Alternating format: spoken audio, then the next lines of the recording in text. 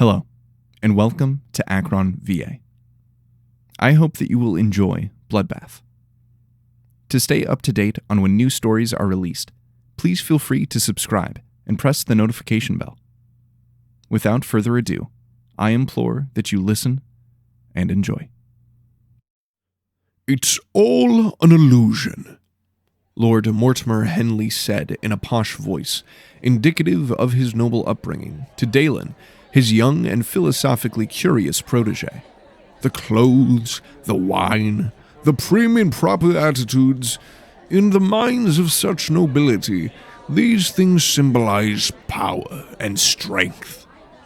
Dalen looked around the extravagant ballroom, noting all the symbols of excess and nobility.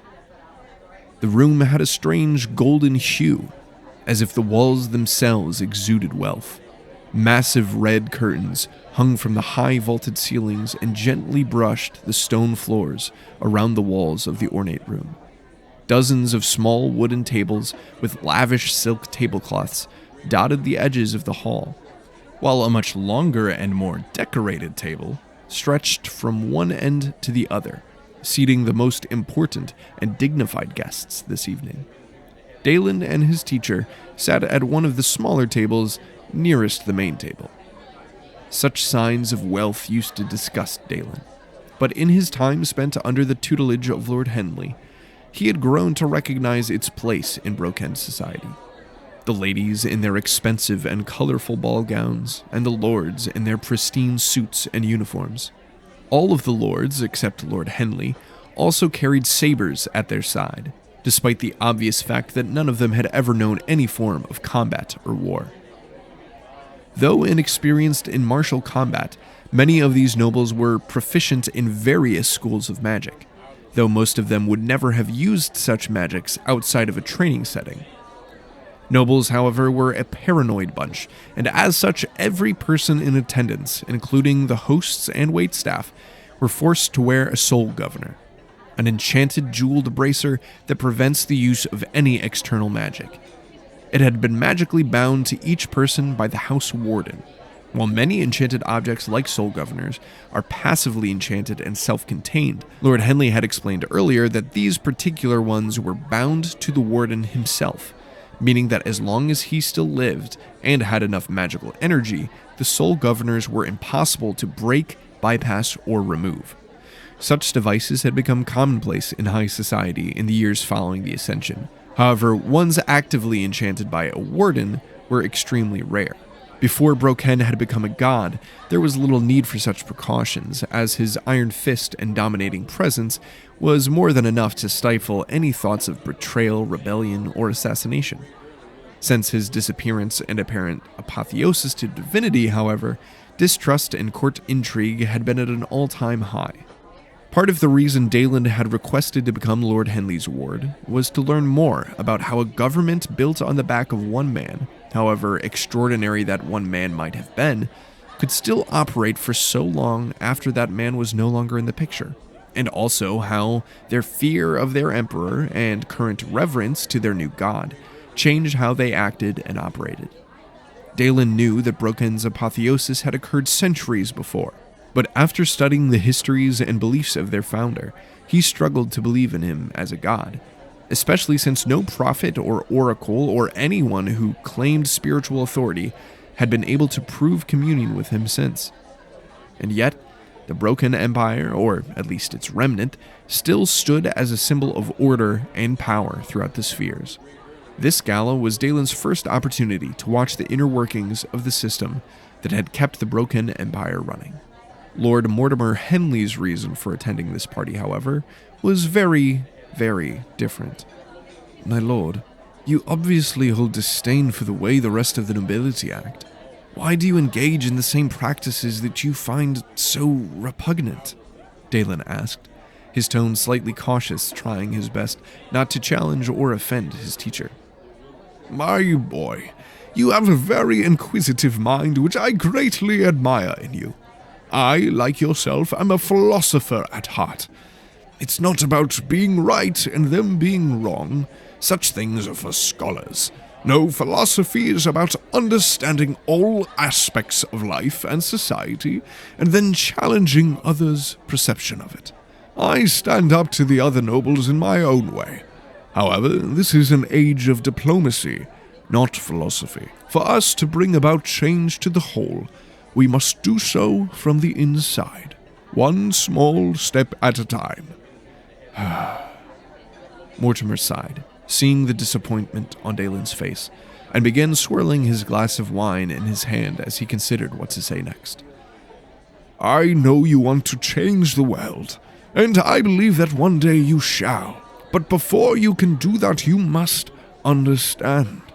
Not just your own convictions, but the convictions and reasons of everyone who you would serve and oppose.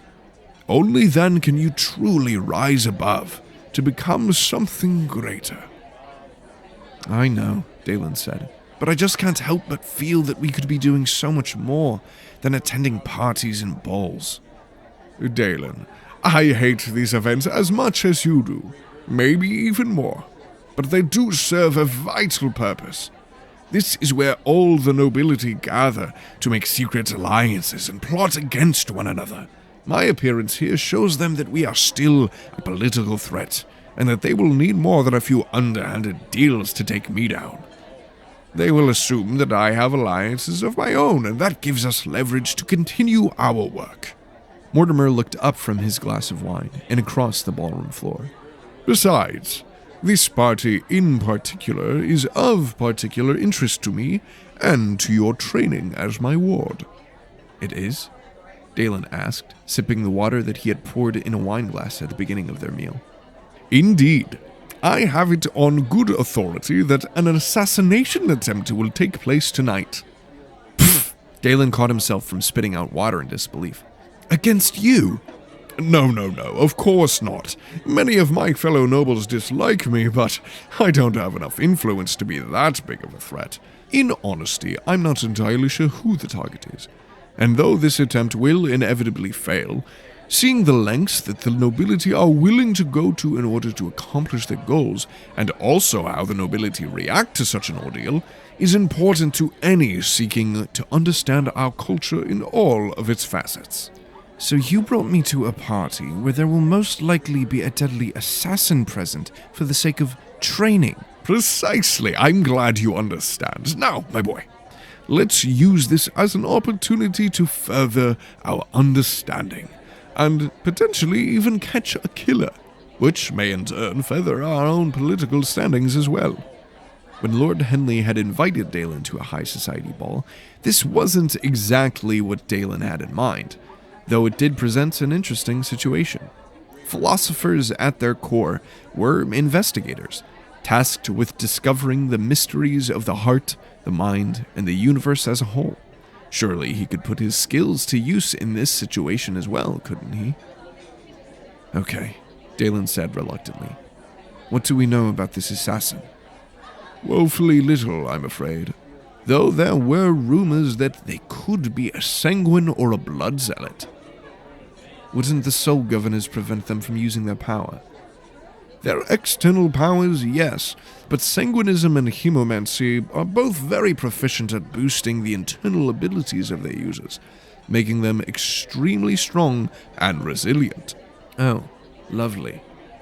I thought you said that this assassination attempt would be from one of the other noble houses. Why would they work with heretics? Many nobles will do anything to accomplish their goals, even heresy. Now, if you were a blood mage or vampire, how would you get into a high society gala that employs warden-enforced soul governors? Dalen thought about this question long and hard. He then glanced at the glass of wine still resting in Mortimer's hand. Sanguines still need blood to utilize their power. I don't know much about hemomancy, but I would assume the same is true for them as well. Perhaps they would attempt to blend in with the chefs or butchers in the back halls in order to be nearer to blood and not arouse any suspicion. That is a very calculated guess, my young ward. Though both sanguines and hemomancers can utilize their own blood to perform magic as well. Still, it would most likely be to their benefit to blend in with the event staff, and being around additional blood would not hurt their chances, I'm sure. Very well, We shall start our investigation in the back halls and in the kitchen." Tatarin waited, lined up against the wall, facing the hulking Orden house steward, who the others called Grimace, most likely due to the massive scar separating part of her top lip from the rest of her uncanny, tusked smile. She barked orders as squads of waiters and chefs broke off from the line, heading to their designated stations. Many cultures, primarily the secluded Elkin, considered Orden to be beasts and monsters. However, Brokhen society had long since moved past such bigotry. Most Orden were extremely intelligent and socially adept. Their society had been one of the most steadfast and secure throughout the ages, and their master architects and engineers were proof of their intelligence and ingenuity.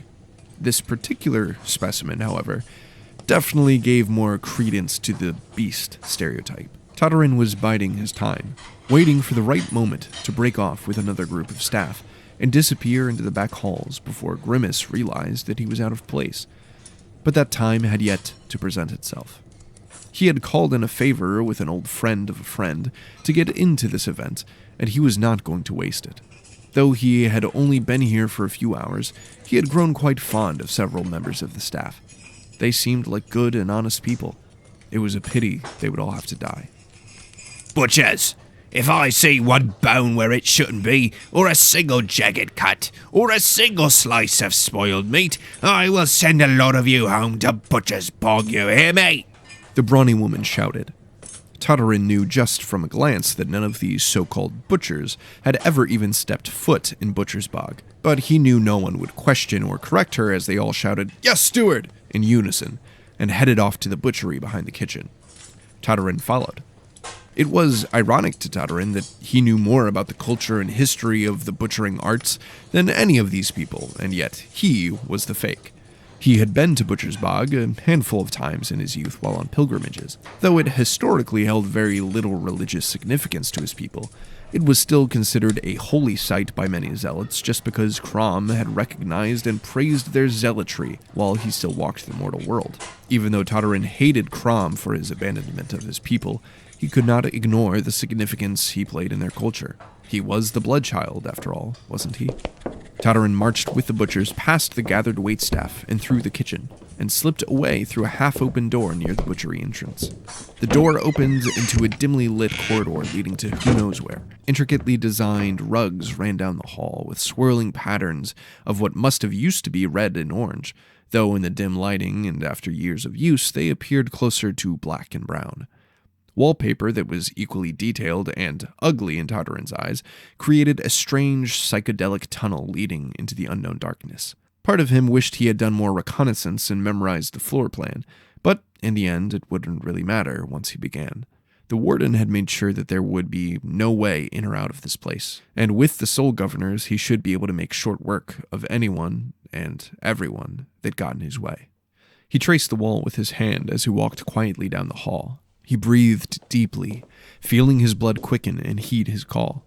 He pushed against the walls of his mortal form, trying to push his consciousness past himself, but to no avail. These governors were more effective than he had given them credit for. He settled for pushing blood to his head, his nerves, his eyes, ears, and nose, increasing his senses tenfold compared to that of a regular human. He kept pressing forward until he eventually came upon a door to a men's washroom, where a poor, unsuspecting guard was whistling a tune while relieving himself. Tatarin reached up to the house emblem pin on his apron. It was a small bird with outstretched wings sitting atop the figure of a sleeping lion. It was the symbol of the noble house, whose name he never learned, that was throwing this secret party. Luckily for him, the tip of the bird's wings were extremely sharp. He had made sure of it. He thrust the end of his index finger against the tip of the wing, and blood began to gather around it and drip down the golden pin. He lowered his hand and allowed the blood to coagulate off his fingernail as it slowly dripped, forming a razor-sharp spike like an icicle on his finger. He held his breath and stepped into the washroom, alone with the whistling guard. And so it begins. Martonis sat alone at his table in the corner of the ballroom, picking at the assortment of olives and cheese before him with a small wooden toothpick. He glanced around at the other guests, noting which ones might actually know how to wield the sabers at their waists, concluding on the fact that none of them would be much of a formidable opponent. Yet he still mentally documented which ones could potentially pose a threat if their apparent ineptitude was simply an act. It pays to be careful, and to never underestimate anyone, especially in this line of work. Throughout the night, no one had approached him, and he was okay with that. Martonis liked being left alone, even though in reality, he was never alone. He was always there.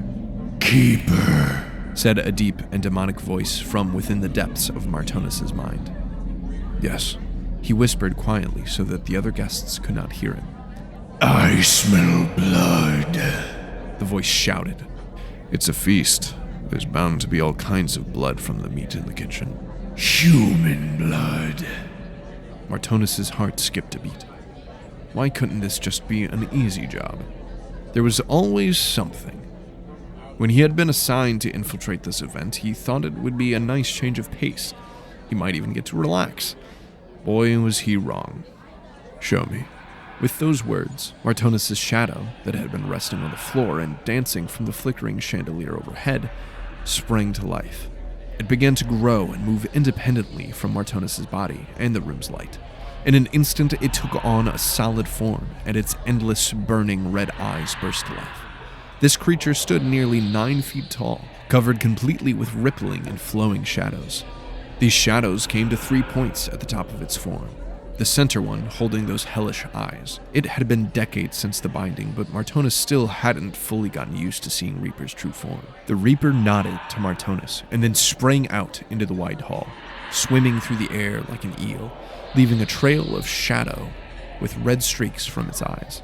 In a moment, it crossed the hall, passing through, under, and around people and tables in its way, though nothing sensed or acknowledged its presence.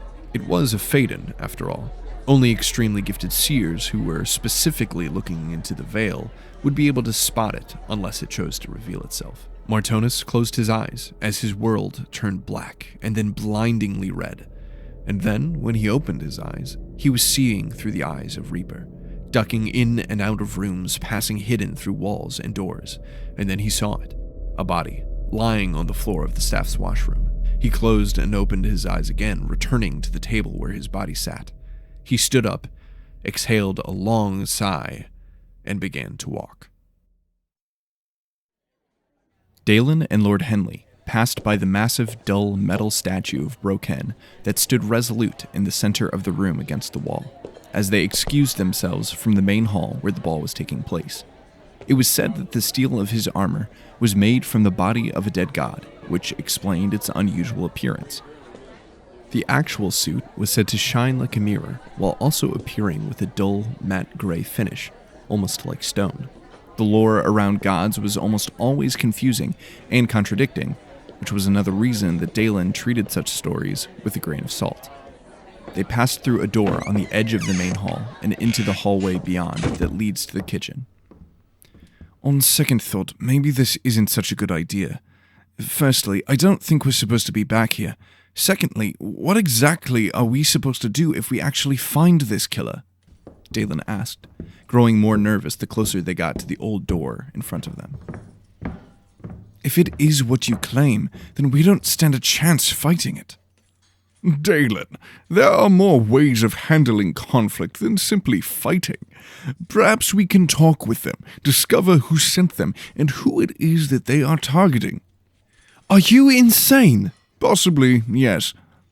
I seriously doubt that this assassin will be willing to just sit down and have a chat. They reached the door, and Lord Henley reached out for the small brass handle. Perhaps my eagerness and excitement got the best of me. All right, we will not approach or confront this killer. But it is our duty to the people at this ball to do our best to try and find out who it is. Once we do, we will report it to the warden and their security. All right? Dalen exhaled a hesitant sigh of relief. All right. Wonderful, Lord Henley said gleefully as he pushed open the door and walked straight into the giant Orden house steward. And just what exactly is it that you think you're doing? The large woman asked in a growl. My dear woman, we are on official business of the utmost importance. and it is my official business to make sure people like you don't go sneaking around where they don't belong. Do you know who I am? Lord Henley asked, clearly faking annoyance. I am Lord Mortimer. You could be one of the Woden themselves for all I care. Excuse me, Dalen chimed in, trying to diffuse the situation. I'm terribly sorry for all of this, but we believe that everyone at this party is in grave danger. The only folks in danger right now is you two, if you don't get back to the ballroom by the time I finish counting. Why, I never... 5. Lord Henley's protest was cut short by the Orden's gruff voice. I will have you know. 4. My lord, I think we should do as she asks, Dalen suggested sheepishly as he watched the brute of a woman begin cracking her knuckles. 3. Fine. Have it your way, Henley grumbled. Smart, Grimace said as she slammed the door in their faces. If I had any pride left, I do believe it would be severely damaged after that encounter. Lord Henley scoffs at the door. Yes, my lord, you are the very picture of humility. Now, we've tried what we could. Perhaps we should return to our table now. Dalen. Wasn't it you who was just talking about taking more action for our beliefs? Well, yes, but... This is action, and we are to be men of action. Do you expect me to give up so easily? I am many things, but a quitter has never been one of them. They both stood in silence, staring at the door. Lord Henley then turned to another door further up the hall. Come along, Dalen. We have a mystery to solve. Dalen sighed reluctantly and then followed his teacher back up the hall. He glanced around at their surroundings, making sure no one could see them, and then they both ducked through the side door. On the other side of this door was a series of connecting halls and corridors, no doubt the staff's quarters and various pantries and storage areas for food and other house amenities. Lord Henley led the way, past one hallway and down another, quietly passing a side door that led back into the kitchen. If Dalen hadn't known better, he would have thought that Lord Henley knew exactly where he was going. But he had claimed to have never been to this particular house, and his own house had a much different floor plan. Lord Henley was a very thorough man, however. Perhaps he simply attempted to learn the floor plan before coming to this event. He did know that there would be an assassin after all. It would have been wise to note all potential escape routes just in case. Lord Henley stopped in the hallway, holding his hand out in front of Dalen and pressing it against his chest, and then pointing forward to a small red stain trailing out of one of the nearby rooms. Dalen closed his eyes and breathed heavily out, and then began to approach slowly, motioning for his teacher to remain behind. He knew that, unlike himself, Lord Henley was no coward, but Dalen knew his place, and if one of them were to die a horrific and painful death, it would be better that it was Dalen. He tried his best to prevent his hands from shaking where they rested at his side as he crept ever closer to the door. In the back of his mind, Dalen tried to convince himself that the dark red trail was some sort of wine or red sauce that one of the chefs or waiters had spilled, but as he drew closer, that fantasy quickly evaporated. He reached the door and peered into the dark room beyond, where he saw a dark form slumped against the back wall. He motioned his hand in front of a small rune that marked the doorframe, and a dim blue glow began to illuminate the small crystalline fixtures on the wall. Many of the frivolous things these nobles created for themselves Dalen found excessive, but the enchanted lamps that many of the noble houses had begun to install were quite remarkable, and they did an impeccable job of illuminating the horribly morbid and gruesome scene in front of him in a faint blue hue. Dalen's hands stopped shaking. He was far past fear now. This was now something else entirely. He didn't grow up rich, but he was always safe. That illusion of safety he had known all of his life had just been instantly and irrevocably shattered as he looked at the lifeless corpse in front of him. There were deep lacerations all over the man's mostly naked, gray body. At just a glance, he could tell that every ounce of the blood that had once belonged to this man had been drained from his shriveled husk. Trails of that blood still lingered as it dried on his skin and on the stone floor of the washroom. Dalen's shock finally subsided, and he put his hand to his mouth to try to prevent himself from screaming or losing the expensive appetizers he had enjoyed earlier in the night. Lord Henley approached him from behind and laid a hand on Dalen's shoulder, which caused him to start. It seems we were too late, I'm afraid. It has already begun. Martonus marched towards the door at the other side of the ballroom floor. Unlike Reaper, he was unable to simply phase through things, and so his walk was considerably slower. Especially after he knocked into a waiter and nearly spilled a year's wages worth of red wine on one of the noble women's bleach-white dresses. He kept his eyes peeled for anything out of the ordinary. Something wrong was happening here, and not just the usual corruption and backstabbing kind of wrong that usually took place at these events. No, this felt much worse. This was something terrible. Martonus had trained for such things. In fact, training for deadly situations was one of the few things he had done over the 20 years he'd been a keeper. 100, Reaper shouted from his mind. Right, 100 years. Not to mention the years before that, when he was still working the streets, where something terrible happened pretty much every day, and people like him were the only ones able to fix it. But the only memories of that time came from reading reports, or from stories told to him by others, for he had no memory of them himself. The Ministry of Investigation was rarely considered morally good, but they had a job to do, and they did it with excellence. They didn't have to worry about things such as right and wrong. Their sole purpose was enforcing order. That is what Broken had created them for, and the Keepers were the foremost expression of that order. Before Broken, the idea of binding a Faden was nothing but a fantasy. In fact, most people didn't even believe Faden existed at all, outside of fairy tales used to scare children. But the Faden were real. Very real. Ancient souls from the schism that were eternally trapped within the veil, where their minds and souls were constantly torn apart and put back together wrong, until all that was left was hatred and hunger. Most Faden manifested in the mortal world as terrible plagues or curses that turned good people into something far worse. Reapers were one of the few races of Faden that maintained a semblance of their former minds. Though their memories were gone, their hatred was concentrated towards the other Faden and the Woden that had cursed them to this fate. When Broken first began traveling to the other world in search of knowledge, he began to sense the presence of such creatures in the Veil, and eventually was able to reach out and form a contract with them. He bound their cursed souls to mortal bodies, giving the hosts extraordinary powers and senses and allowing them to be able to see into the Veil, making them lethally efficient hunters and detectives. It also gave them extraordinarily long lives, but with long life also comes the madness. The Reapers also benefited greatly from the binding.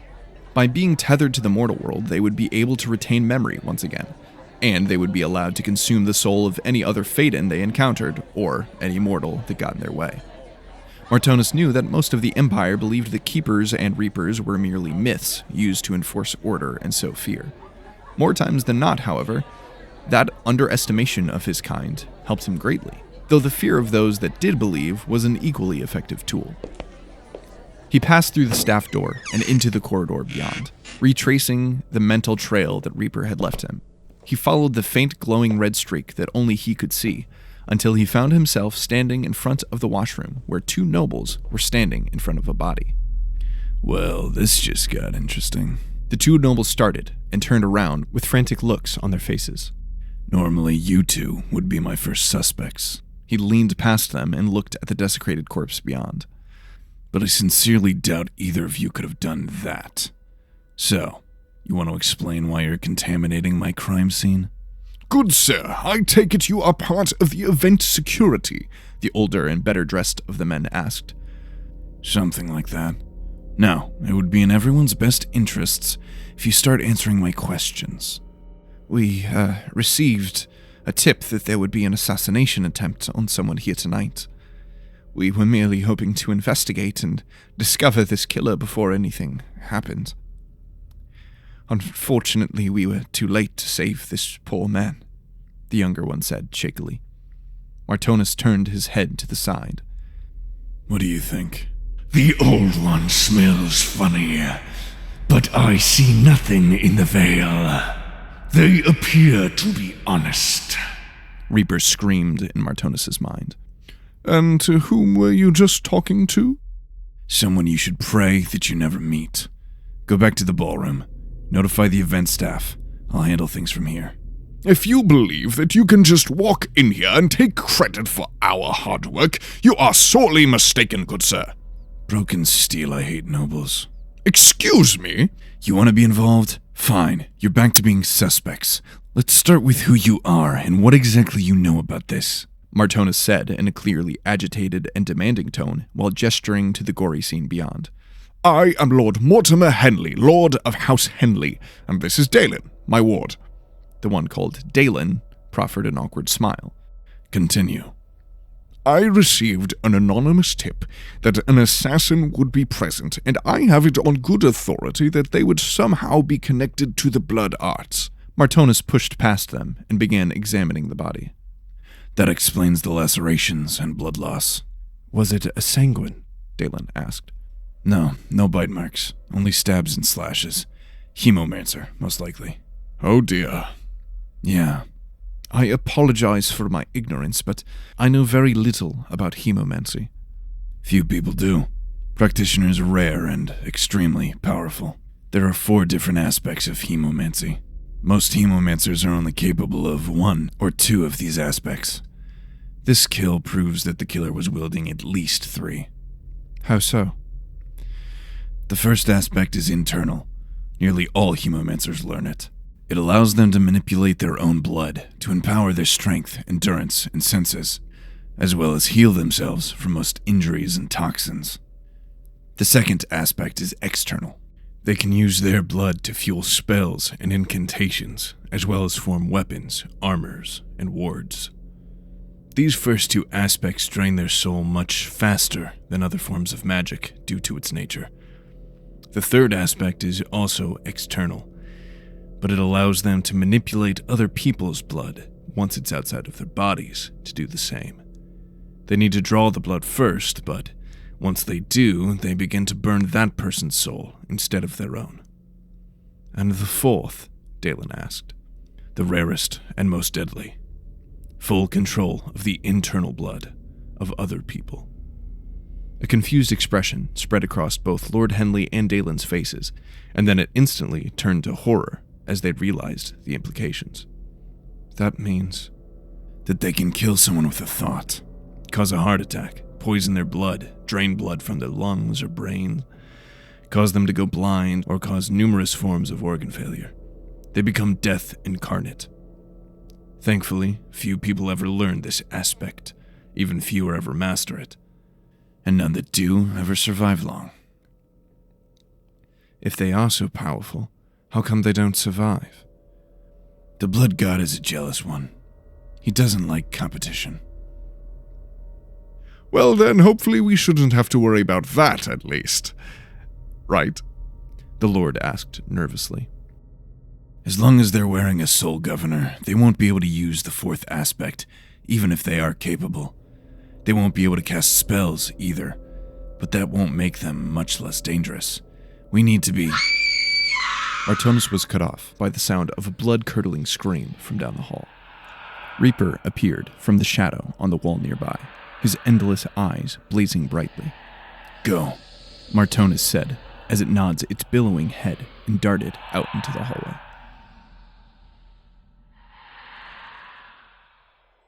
Ellen Shia floated motionless in the air, arms outstretched, feeding upon the near endless energy from their 2 rippling soul fountains beneath her. She felt alive. Powering so many soul governors was extremely draining, but these wells held more than enough spiritual energy for her to call upon so as not to overextend herself and burn her soul. Ellen Shia hated the man that she protected. Her loyalty was to Broken, the man, the emperor, the god. But since his apotheosis, the leadership of his empire had fallen to lesser men. The Spheric Governor was the most politically powerful person on Apis, and she was one of the most powerful wardens. So she was sworn to protect him. Neither of them were happy with the arrangement. He was expecting a human male, and she was expecting a decent person. Both of them were sorely disappointed. She was used to being misjudged and overlooked. She was the first in many things. She had been the first of her species and her gender to join the Sacred Paladinic Order, following in Broken's footsteps. She fought her way to where she was, proved herself beyond the shadow of a doubt. Yet all who saw Elenshire were still taken aback by her smooth, dark skin, bald head, and clipped ears. When humans think of the Elkin, they often picture the stagnant zealots that make up the majority of their species, with their pale skin, long ears and hair, and, of course, the prominent antlers that sprout from the tops of their heads. They, who still follow the old ways, proud of their gods and their heritage. Her people, on the other hand, the Forgorn, had cast down such things since even before the schism. They forsook their Woden blood, shaved their heads, clipped their ears at birth, and filed down their antlers. From a distance, they would almost appear human, but that was not their goal. They simply wanted nothing to do with the old gods that had cursed all of humanity to this fate. There was only one Woden god that spoke out against the oppression the Woden had caused, and his soul was destroyed for it. The Forgorn still worshipped him in their songs of lament, though his name had long since been forgotten, and they excluded themselves from the rest of the spheres, choosing instead to be isolated on the islands of Pyrrhica. Yet, as eons passed, her people did nothing but lament and shame. All the regret and shame in the universe amounted to nothing if you never did anything to bring about change. And so, that's what she had done. She sought out the legend that was Broken. She learned of his apotheosis and swore herself to him to spite the old gods, and to do something meaningful. She was proud of all that she had accomplished in her long life, and she knew deep down that Broken himself would be proud of her too. Before Broken was a god, even before he was the emperor or king, he was a warrior, a noble paladin, and an honorable knight. As he grew more powerful and submitted himself more and more to order, he began to utilize the holiest and most pure magics to form himself into a new kind of mage, a warden. He used his power to protect and enforce his law, will, and order across the spheres. He formed the Sacred Paladinic Order to teach these techniques and raise a legion of the most devout and powerful protectors the spheres had ever seen. Hundreds of years later, and that order still stood resolute. Elenshire had started as a mere scribe to the order when she was a young girl. Now she was one of its most powerful wardens. Elkin were long-lived compared to their ancestral cousins, the humans, yet even they weren't immortal. Any who tried to prolong their lives further than naturally possible were often taken by the madness. Elenshire had witnessed many things in her long life. She had known great leaders and horrible dictators, but this man who she now protected was one of the worst. He had risen to power due to his noble blood. Despite the fact that Broken had tried to avoid the idea of noble bloodlines, his court had made many such changes to his laws since his ascension. There were, of course, 3 spheric governors, one for each of the main spheres. The one she was assigned to, whose name she refused to learn or use, was the governor of Apis, the largest and most populated of the spheres. He was greedy, power-hungry, and extraordinarily selfish. He also loved to throw extravagant and secretive parties, such as the one she now protected. During her time as a warden, she had defended entire nations and protected and supported massive sphere-conquering armies. And yet, here she was, running security for a party. She knew that it was still an important job. Many of the most important individuals in all the empire were in attendance. If something happened to them, the result would be catastrophic. So she did the job that she was assigned to do. The boring and infuriating job. She opened her pale purple eyes just moments before she heard the scream. What was that? The governor asked as he crested the top of the stairs, emerging from the safe room behind her. I'm not sure, sir. I just felt someone trying to break their soul, Governor. Stay in the safe room. She nodded to her 2 personal guards in the corners of the room. They turned and hurried out into the hallway beyond to investigate the disturbance. I think not. I am about to give my address. Your address can wait. Your safety comes first, she said with annoyance. If you do your job correctly, we shouldn't have to worry about my safety. That is exactly what I'm trying to do, sir. Please stay in the safe room. I have been planning this address for months. I will not let your incompetence get in my way. He started to walk out the door, and it took every fiber of her being not to throw up a ward barrier for him to run into. She cursed the Woden under her breath, and then mentally prompted one of her guards to return and escort the governor to his balcony. Powering the Soul Governors demanded her undivided attention, and the thought of someone trying to break free from one disturbed her. They would not succeed, of course, but that did little to ease her mind. Martonus sprinted after the trail left for him by Reaper, corridor after corridor, hallway after hallway. The back rooms of this mansion were truly expansive. He could sense the two nobles he had encountered earlier trailing behind him. He hoped that they would not get in his way. They had already distracted him long enough.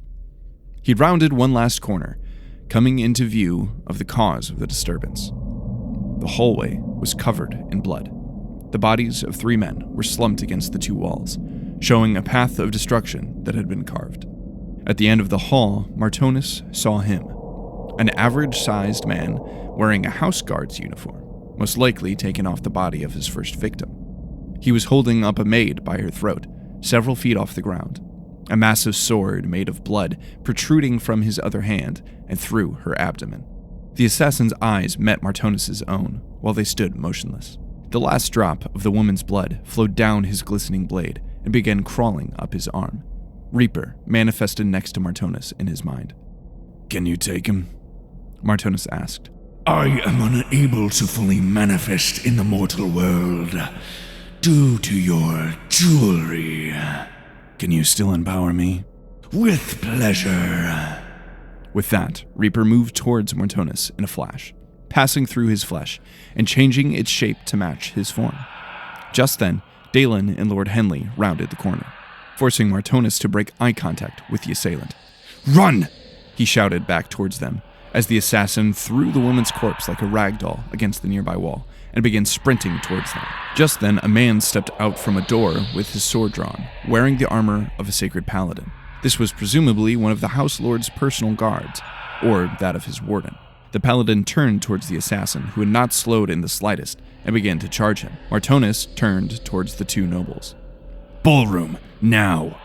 "Yes, indeed," Lord Henley said, pushing Dalen out of his stupor. "Come along now." Martonus returned his focus to the battle at hand, just as the assassin dodged the paladin's swing and lodged his blood blade between the man's armor and straight into his neck. He watched in horror as blood rushed like a river from the paladin's body and down the blade, covering over the assassin's body, wrapping around his torso and head, forming a blood-red suit of armor. Martonus steeled himself as the blade was dislodged from the man's neck, and this hulking blood-red monster came hurtling towards him. His heart lurched, and his breath quickened in anticipation. "You ready for this?" he asked frantically. "Always," Reaper screamed, and Martonus took a step towards his death. Dalen's heart felt as though it would beat out of his chest as he followed Lord Henley, hastily retracing their steps back to the main ballroom. The first victim was traumatizing enough, but seeing that, all the blood and viscera, it was like a scene out of a travel song's terror ballad. His mind had a very difficult time reconciling what he saw with his own fragile view of reality. Door after door, hall after hall, corridor after corridor. It all blended together in Dalen's mind. Thankfully, Lord Henley's memory and mind was serving him better than Dalen's own. He couldn't tell how long they had been running for before they finally broke out into the main ballroom, both of them trying desperately to catch their breath. Dalen searched around the ballroom floor, looking for any guards or security personnel to send back. He caught a glimpse of another man clad in paladin armor on a balcony on the 2nd floor, accompanying a noble that looked like... Dalen blinked in disbelief. If he didn't know any better, he would have thought that the man being escorted was the spheric governor. "Is that Governor Takaron?" "I am afraid it is," Lord Henley offered. "I wasn't aware that he was here." "I would venture to say that no one was. He has a tendency of putting parties like this together without informing anyone that he is secretly the host. Over the past few years, he's hosted about 4 such events at various noble houses." "That may explain why an assassin chose this party of all to attack." "I thought exactly." Their conversation was cut short as the stocky, balding governor tried to gain everyone's attention by clanging his spoon against a silver wine glass. "Greetings, my friends, fellow nobility, Broken's chosen. We and our families have served our lord and master Broken for centuries. We have carried his legacy and his empire into an era of prosperity and peace." Several nobles nodded in agreement, and others began whispering amongst themselves, clearly surprised by the governor's appearance. "But now we arrive at an impasse. We have not been given direction from our god since his divine apotheosis. It would appear that he has abandoned us. It would appear that he has left us to fend and fight for ourselves. But I believe now that he did this as a test, to see if we would stay faithful to him, to see if we would build his empire stronger, to see if we would overcome the obstacles in our way and push towards something greater together." Dalen had always heard of the governor's way with words, and he was impressed to hear it firsthand. Lord Henley had always criticized his clear lack of piety and faith, yet here he was, talking about the will of Broken like one of his most faithful rectors. "Broken united us, but after his apotheosis, we divided ourselves with prefects, kings, and governors. I say we bring back that unity that Broken fought so hard for." "He's talking about electing a new emperor, isn't he?" Dalen asked his lord in disbelief. "It appears that is the direction he is headed. This is very disturbing. Perhaps equally as disturbing as the blood mage currently causing havoc in the back rooms." Dalen's stomach sank, remembering the grotesque scene, and he was amazed that he was able to forget about the entire encounter due to his surprise at seeing the governor. "We must hurry. We need to find the warden. Surely he will know what to do," Henley said as he began moving through the crowd, gently pushing and moving people out of his way with his hand. He reached up and placed his hand on a portly gentleman's shoulder, subtly pushing him aside. In that moment, Dalen noticed something odd. The gems on the soul governor attached to Lord Henley's hand were dull. Dalen looked down at his own bracelet to confirm the faint glow emitting from each of the stones set around it. It almost appeared as though Lord Henley's soul governor was no longer functioning. And if his was malfunctioning, then who else's might be also. The thought greatly unsettled him as they moved through the crowd.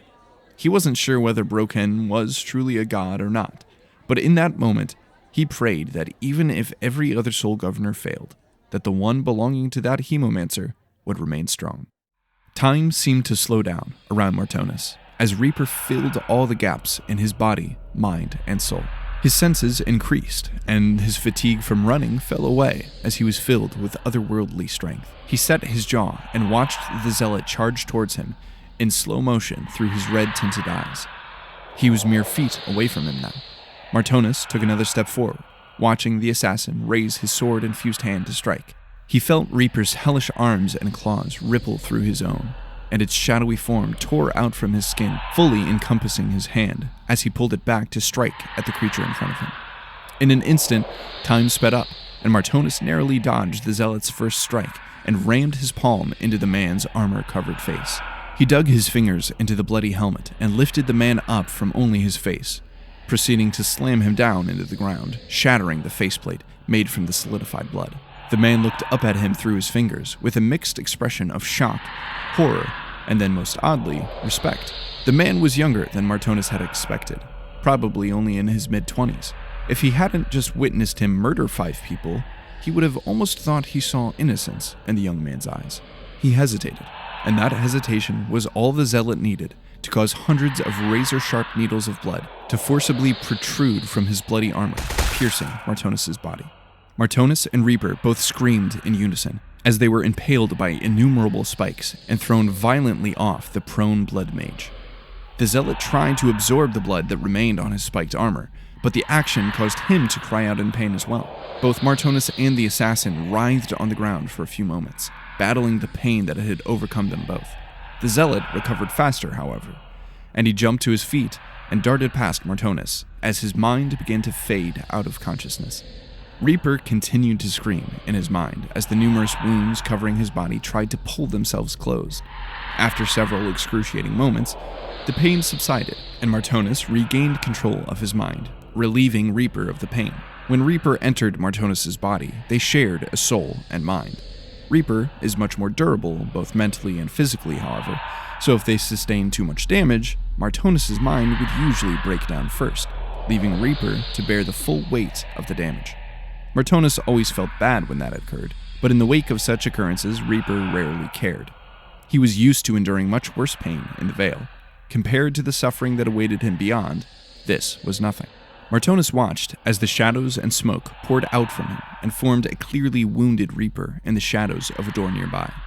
He pushed himself to his feet and began to painfully walk forward, following the trail of blood that the assassin left behind. Keeper, are you all right? I'll survive. You? I don't believe I am alive to begin with. Fair point, he said with a half-smile. He stumbled onward for a moment. We need to notify the Ministry. I know it hurts for you to travel long distances away from me in the Vale, but they need to know what's happening. I am unable to manifest without you. Perhaps you can notify another Keeper's Reaper? Perhaps. I will return when you call, Keeper. Thank you, my friend. With that, Martonis felt Reaper's presence fully abandon him as he slipped back into the Vale.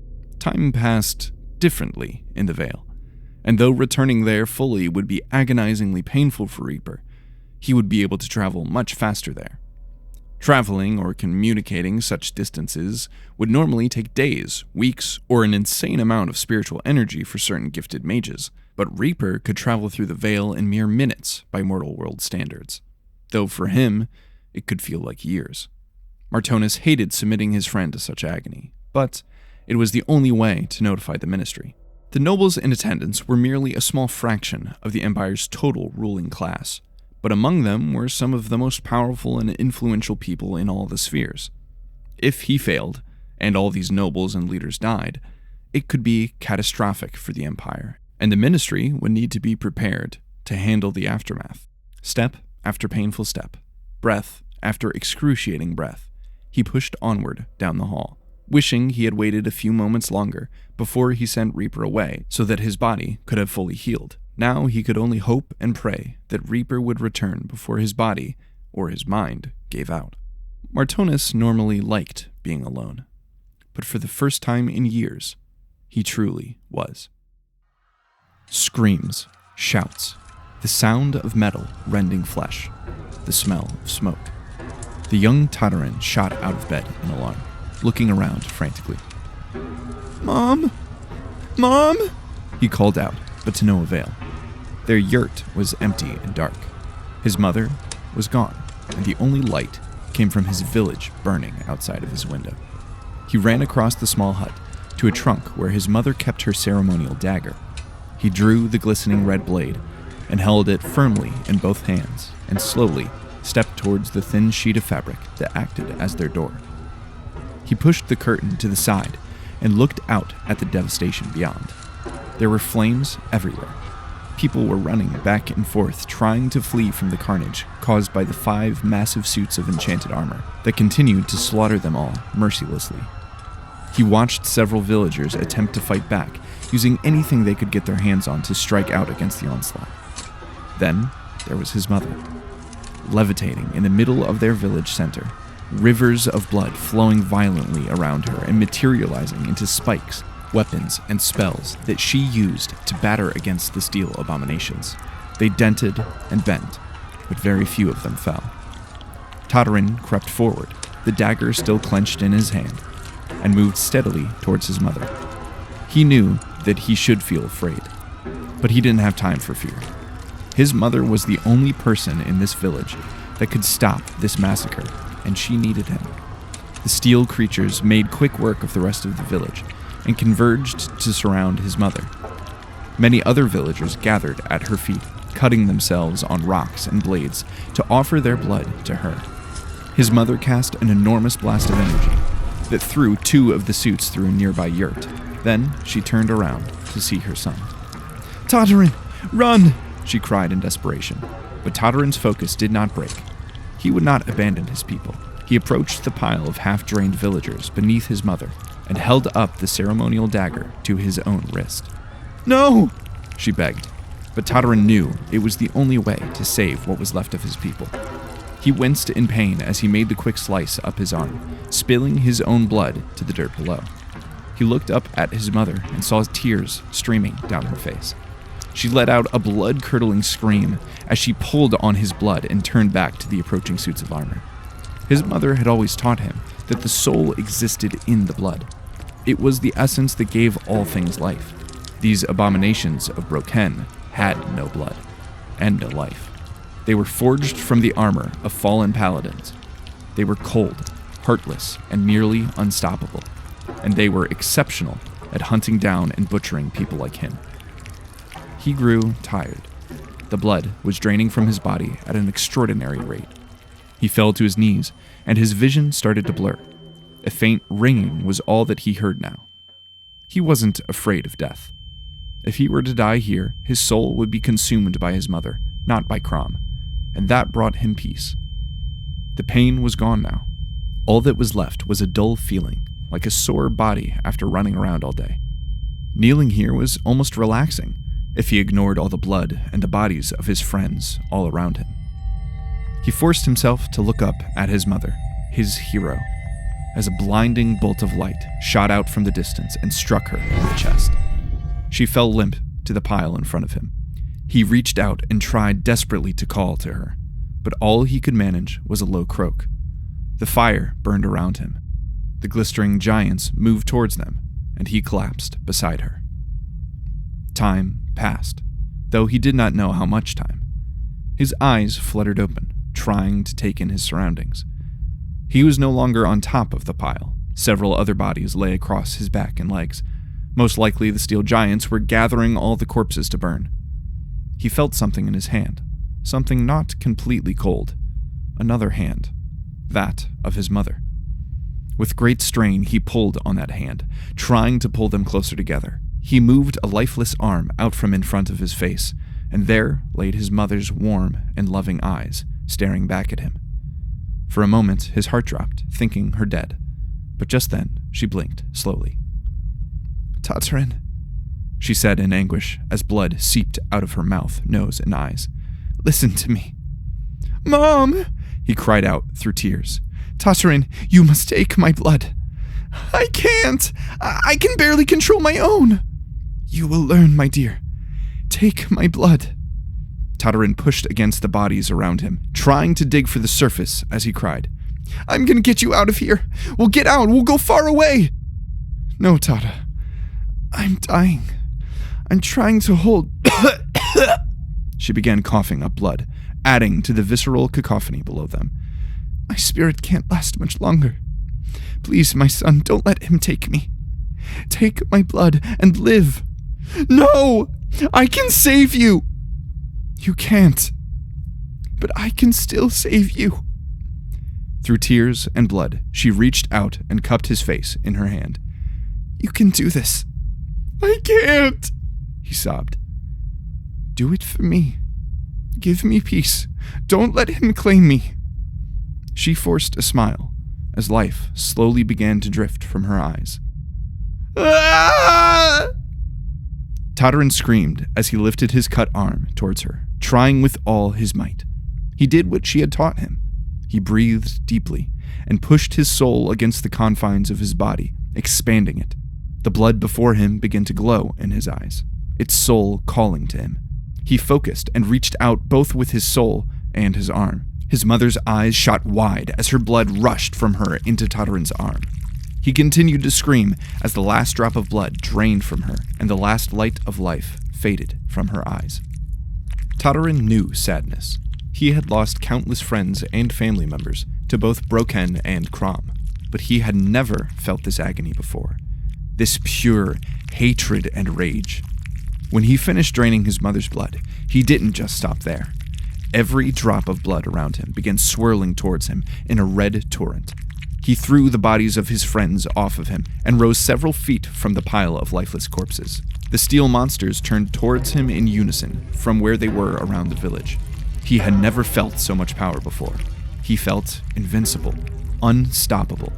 The spheres saw his people as monsters.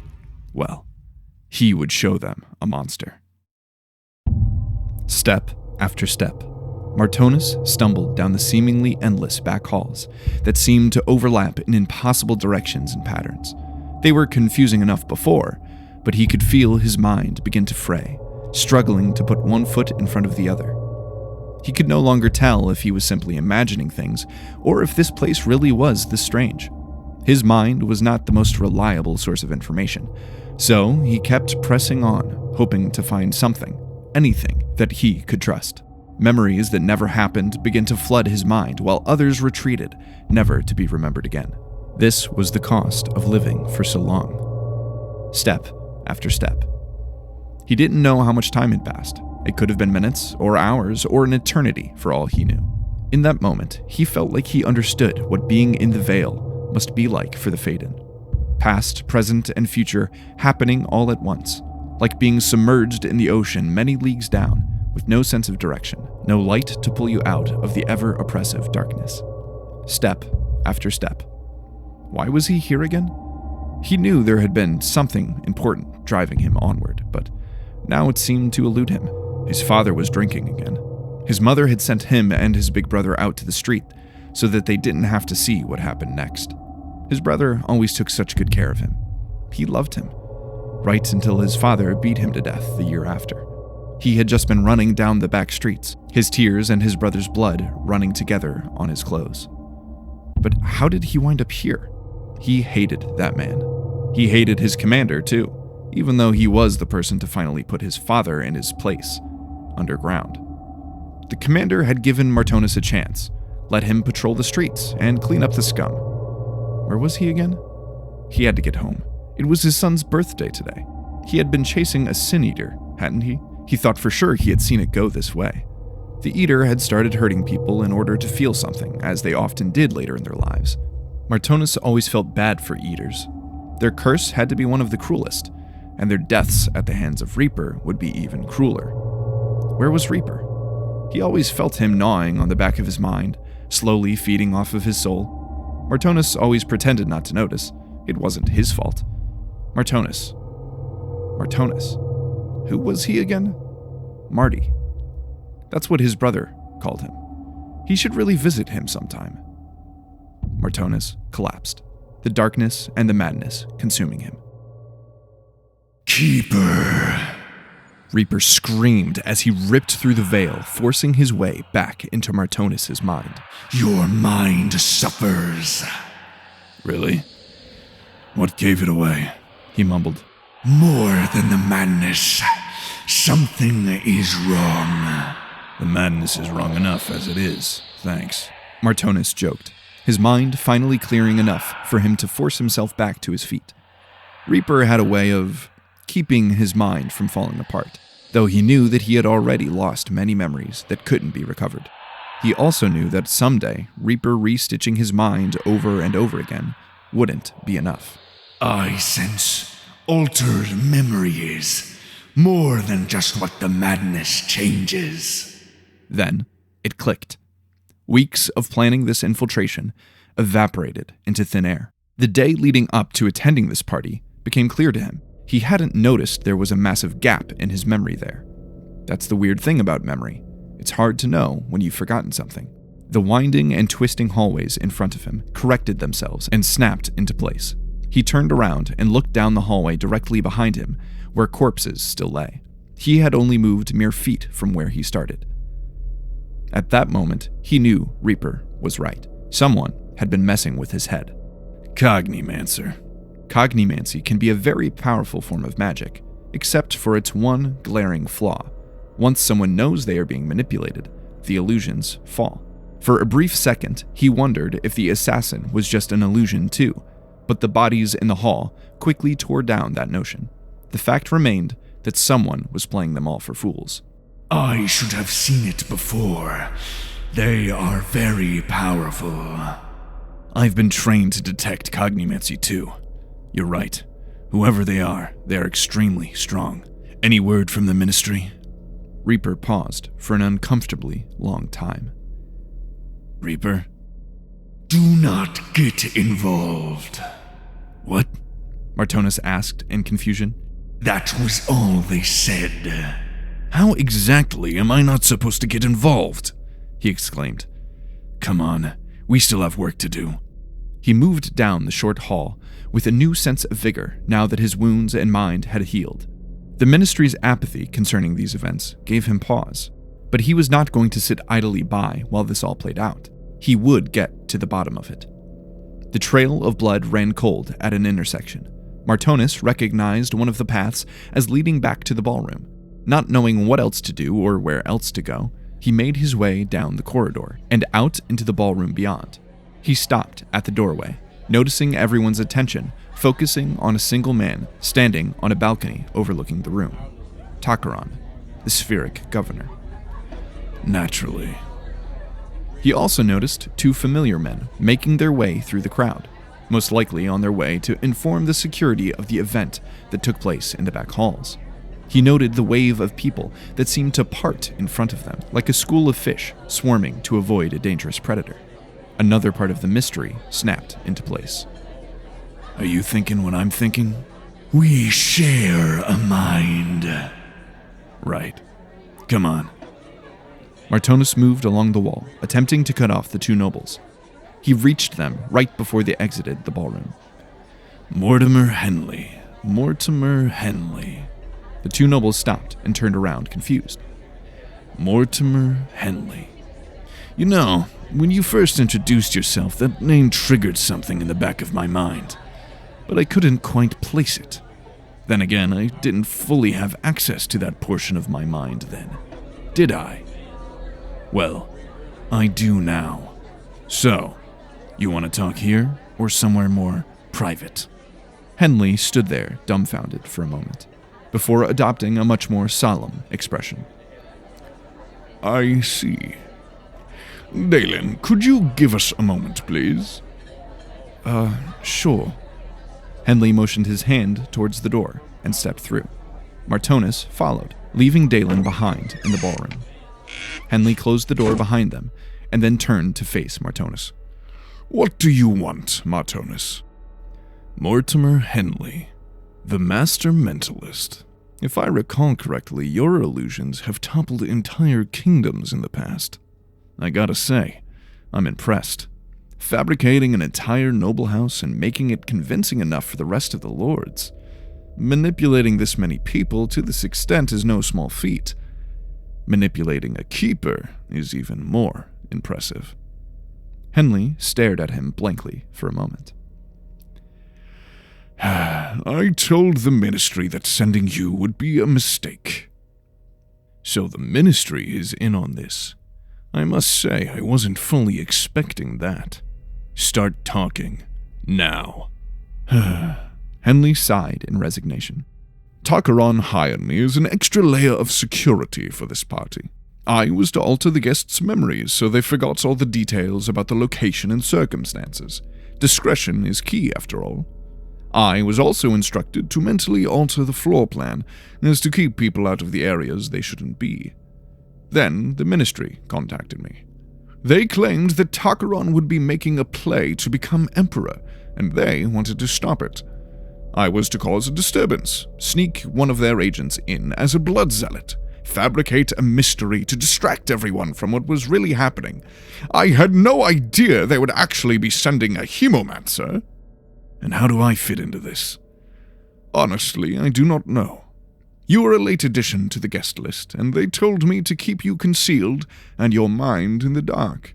I assumed you were to attempt to solve the mystery I was fabricating, but now I'm not so sure. Though I was very proud of your illusion in particular. Most people don't know what they don't know. I could simply create a general mass illusion that they would bite. Your mind, however, is like a delicate symphony. One wrong note and the whole thing sounds off. I had to give you a reason to be here, an investigation, weeks of planning. I needed to make it real, all the while not alerting that creature in your head. I assume it was what ultimately broke the illusion, however. Ah, what a shame. What about the kid, Henley? Who? Dalen? What about him? He's not in on it, is he? How long? Henley looked down to the floor. How long, Mort? I took him in off the street when he was a child. Blood of Crom, Henley. What the veil is wrong with you? Martonus exclaimed in utter disbelief.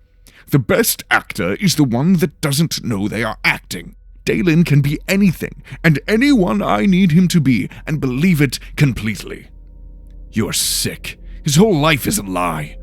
I saved his life. Can I eat him? Later. What? I'll deal with you later. Please, do not tell the boy. He deserves to know the truth. It would break him. Besides, do you have any idea how difficult it is to cultivate a blank like him? Decades of careful planning and subtle manipulations. You would throw that away because of your own tainted morality. Later.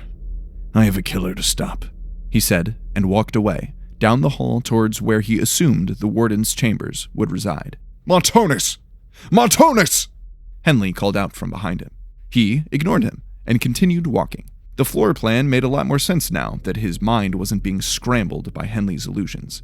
I did tell you he smelled funny. That you did. That you did. Dalen stared out into the crowd, alone. A million thoughts stirring in his head. He had studied philosophy and politics for, well, as long as he could remember. But tonight changed everything. It emphasized the fragility of life and the greed of men. If he survived the night, he would have to spend some serious time considering everything that had taken place and how that changed his worldview. Dalen wanted to change the world. Make it a better place. But in order to do that, he needed to understand the world first.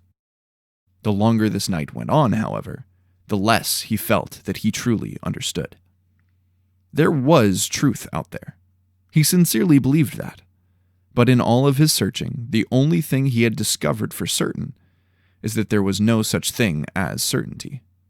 How could the truth exist in such an uncertain universe? For all his wondering, he did not know. If the truth was out there somewhere, he hoped and even prayed that one day he would find it. Martonus continued to walk down the back halls. He was really beginning to tire of them, though they weren't nearly as bad now that Henley's illusions were broken in his mind. He made his way past several scrambling attendees and members of the waitstaff. He heard and then saw a large Orden woman barking orders at her underlings. She spun around and confronted him. And just where do you think you're going? I'm with the Ministry of Investigation. Please stand aside. Oh, I don't think so. Ma'am, I'm sure you heard the scream earlier. There is a killer on the loose, and I venture to say that I am one of the few people in attendance to this party that may be able to stop him.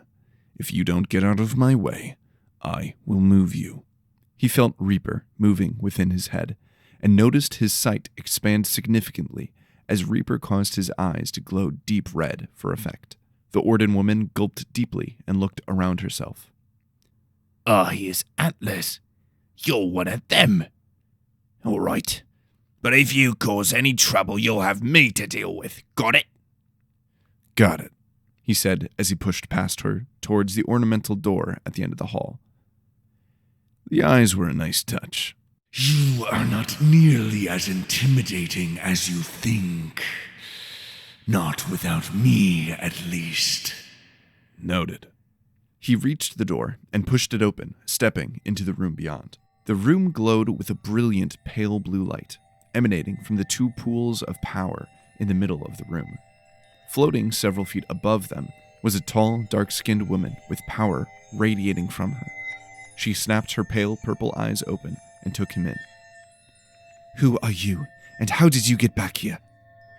The name's Martonus. I take it you're the warden. Answer my questions, human. I will not ask again. He noticed the short posts of bone on her head and her odd-shaped ears. An Elkin? Interesting. I'm with the Ministry of Investigation. There's a killer loose in this building, and I'm trying to stop him. As to how I got back here, the steward let me pass. Filthy Bashan. I forgot to ask her specifically, but most Orden don't like being called that name. Leave. Not going to happen. If we have any hope of beating this guy, we need to work together. Me and my paladins are more than capable of dealing with any threat. Oh, you mean like the paladin I just saw getting nearly decapitated a few minutes ago? Elinshaya hated everything that the ministry stood for. They were an affront to Broken, twisting and changing his words to justify their terrible actions. Yes, they were crucial in keeping the Empire together, but the Paladinic Order could enforce order much easier without them constantly getting in the way. However, the ministry was very proficient at what it did, and she could tell by looking into this man's soul that he was telling the truth. That was what frightened her most. She shut her eyes and began to reach out to her paladins. I still feel both of their souls. Well, a hemomancer consumed one. She reached deeper and more frantically. She connected to one of them and saw the governor through his eyes. Good, they were still alive. She then searched for the other. She felt his soul and pushed against it, but was unable to feel or see anything more. She pulled back and instead focused on the sole of his armor. It wouldn't have eyes to see from, but it was attuned to her, and so she would be able to feel. The armor was still, slumped against a wall. She felt no life around it other than the small trace that emanated from the armor itself. She slowly opened her eyes. His name was Racine. He had a son. I'm sorry. Do you believe me now? Yes. Why are they attacking here? Your boss is trying to take over the Empire. He's making a bid for Emperor as we speak. A cold realization struck her. She knew that his greed knew no bounds, but Emperor? Would he really spit in the face of Broken so blatantly? I see. That scum cannot be allowed to take the throne. Agreed. But we also can't allow this zealot to massacre everyone here. We can deal with Takaron later. For now, we need to focus on the subject at hand. He will be coming for Takaron. If we pull him back here to the safe room, perhaps the zealot will leave the rest of the guests alone. I think that's our best bet. Elinshaya screamed out in pain as she felt the zealot try to tear away her control over his soul governor. Go! Get the governor! He's trying to break free. It will take everything I have to hold him back. You expect me to fight with my hands tied? She gave him a glare and reluctantly raised her hand to release his soul governor. The gems around it dimmed as the tether that tied it to both of their souls broke. I'll be back. Hurry. I don't know how long I can hold on. With that, he darted back out into the hall, leaving Elinshaya alone, with the hardest struggle in her life and the memories of her friend. The paladins were discouraged from forming attachments to their fellow paladins, but after years of serving together, it was nearly impossible not to. He would be remembered, and once she killed that zealot and dragged Racine's soul from him, Racine would live on in his armor. That brought her comfort, though not nearly enough to quiet the fear that was building inside of her. Tatarin closed his eyes, remembering his mother and all of those he had lost along the way to get to where he stood now. On the other side of the door in front of him was a gathering of the most foul and evil creatures across the spheres, and at their head was his target. Well, they were all his targets. He had very clear instructions and intentions to not leave anyone alive. Despite what most people believed, however, he didn't actually enjoy killing. Of course, he liked the feeling of power that came from consuming souls, but unbeknownst to most, he didn't have to fully drain a person's soul. In fact, it was often better to leave them alive and maintain a blood bond. That way, their soul could continue to produce energy that he could siphon away. Once a soul was completely ripped away, it would stagnate. Keeping blood bonds active without killing the host was a delicate process and one that he had not mastered. Regardless, he had a task to complete. He would get revenge for the countless zealots who were slain in the name of Broken. He pushed the door open, and the bloodbath began. Dalen was still pondering his place in the universe when the screaming started. Henley had made it back to him just in time for a massive spike of solidified blood to ram straight through his upper abdomen. Dalen screamed, adding his voice to the symphony of terror that had just reached a crescendo. He looked around in shock and disbelief, watching the blood-red monstrosity tear through the crowd, stabbing and slashing his way through anything that stood before him. He might not be able to cast spells with his soul governor on, but that didn't stop him from creating spikes of blood and flinging them indiscriminately across the room, such as the one that was still protruding from Lord Henley's body. Henley reached out with a shaky hand and placed it on Dalen's shoulder, trying to stabilize himself. Dalen's shock evaporated in that moment, and he grabbed Henley and slowly lowered him to the ground. He tried to speak, but all that came out was air and blood. Don't speak. Save your strength. Dalen began to cry. How had his life turned into this? His parents had always had such high hopes for him. Then when Henley had made him his ward, he felt as though he had finally made it. Now, he was holding the broken body of the man who had become like a second father to him in his arms. This was a nightmare. But Dalen knew deep down that it was much worse than that, because he would never wake up from it. Dalen.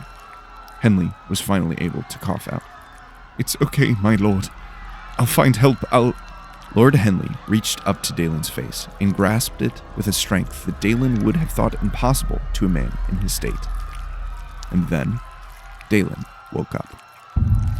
Perhaps woke up is not the best way to describe it, as that would imply that everything was a dream and he was returning to reality. This felt more like the entirety of reality itself melted away, leaving nothing but void and devastation in its wake. In an instant, he knew everything and nothing.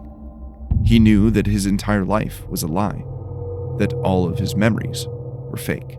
He knew that he was nothing but a beggar and a street urchin, whose parents had thrown him away because he was too expensive to feed. He knew that Henley had manipulated and controlled him for as long as he could remember. He knew all of this, but knowing and understanding are two very different things. I'm sorry, Dalen. With that, he died. And with him, Dalen died too.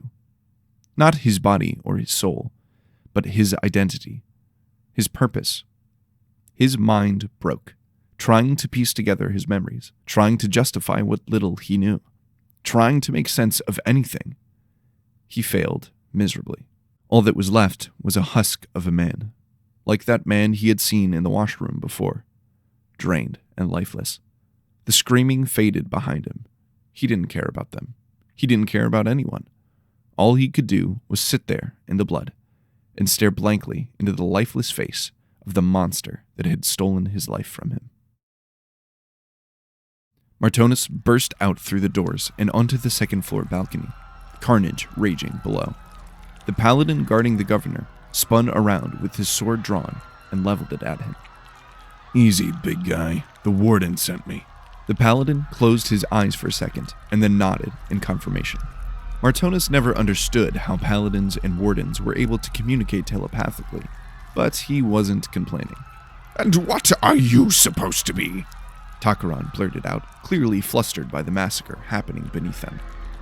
Someone trying to save your life. Well, not yours specifically, but that seems to be a byproduct. I'm going to be escorting you to the safe room. Then what are you waiting for? Martonis looked down into the sea of red below and locked eyes with the hemomancer. That. Let's move. The three rushed out from the balcony box and into the corridor leading to the safe room. He's coming, Reaper warned. I'm counting on it, he whispered under his breath. The further they pushed towards the safe room, the more the screams behind them faded. Whether that was due to them getting further away, or the fact that the hemomancer was now pursuing them instead of butchering the nobles, Martonis did not know. They soon reached the warden's chamber and pushed through into the room beyond, where Ellen Shia still levitated. pulling on the energy of the wells to try her best to keep the blood mage contained. The level of incompetence of you and your staff is astounding, Elgin. I thought the Paladinic Order was better than this, but to let a blood zealot in and... Get downstairs, or I swear to Broken I will kill you myself, Elinshaya shouted in anger and annoyance, cutting the governor off. For the first time in his entire life, Martonis assumed, Takaran was speechless. With his mouth still open, Martonis pushed him forward and down the stairs leading to the safe room below. Martonis looked back at Elinshaya, who nodded to him. He nodded back and continued to descend. As soon as they made it to the bottom of the stairwell, he closed and bolted the door shut. Then Takaran finally found his voice. To think that horrid, broken, forsaken creature has the nerve to speak to me like that. At least you have your priorities straight, Detective. I think you misunderstand your current position in all of this, Governor.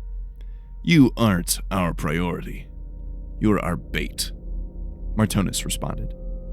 Takaran's mouth fell open once again, and with no snide remark to follow this time. The one remaining paladin stepped towards Martonis. Let me be clear, Detective. I don't trust the Ministry, and I don't trust you. But for some reason, Elinshaya does. So, that's good enough for me. For now. He barked. Understood. The rest of the inhabitants of the room were Takaran's personal guard. They weren't paladins, which surprised Martonis. They seemed to instead be private mercenaries of some sort. Though he assumed they had seen combat before, he also assumed that an assignment such as this would breed laziness and complacency in such men. They seemed sloppy and undisciplined. Presumably, Takaran wanted as few ears and eyes witnessing his dealings and schemes as possible, unless he was directly paying them. Paladins and wardens would be supported by the state, and as such, they would not be able to be bought or paid off by the governor. Elinshaya was most likely assigned to him against both of their wishes. She seemed rather prejudiced and prideful to Martonis, but her convictions seemed sincere. He doubted she would be able to hold off the zealot, but he hoped it would be enough. He sat in the corner of the room and closed his eyes, channeling energy from the veil, allowing Reaper to strengthen himself and Martonis for the battle. If it played out the way Martonis hoped, it wouldn't take much, but it was still better to be prepared. Elinshaya strained with all her might against the oppressive force that was pushing back against her. Every second, that force grew stronger, feeding off the souls that the zealot had consumed. He would be here any minute, and she would not be ready. She could fight him, or she could keep his soul governor powered, but she could not do both. Not for long, anyway. And once the soul governor fell, he would be unstoppable. She had hunted and even killed hemomancers before, but she always had a number of steel eidolons under her control. There was something unsettling about using the enchanted suits of armor that had once belonged to friends that she had failed. But they were extremely effective, especially against heretics like the Blood Zealots. Unfortunately, they took time to awaken, so Racine's armor would not be able to help her now. She was alone. The screaming was inaudible now, and for a second the zealot relented in his assault against his soul governor. Everything fell quiet.